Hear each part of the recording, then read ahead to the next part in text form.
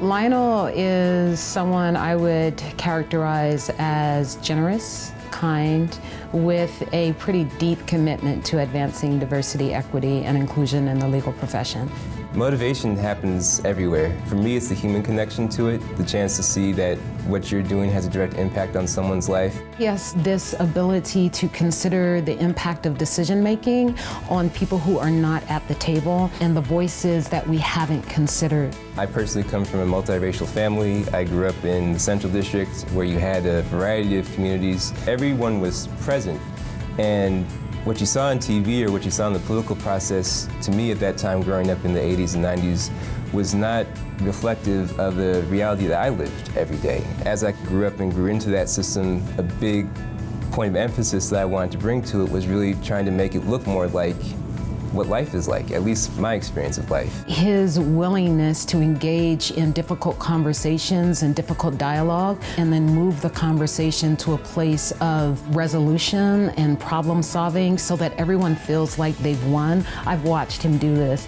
When he's at the table and he speaks with such compassion and awareness and generosity that it just pulls people in. He once had a trial.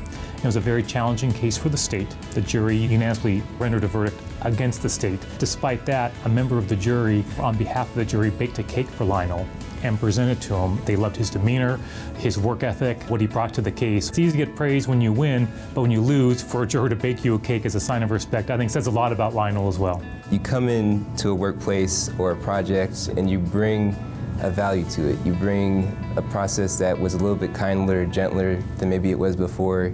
You bring a chance to include people, to build respect into a process, to really make sure that people feel heard.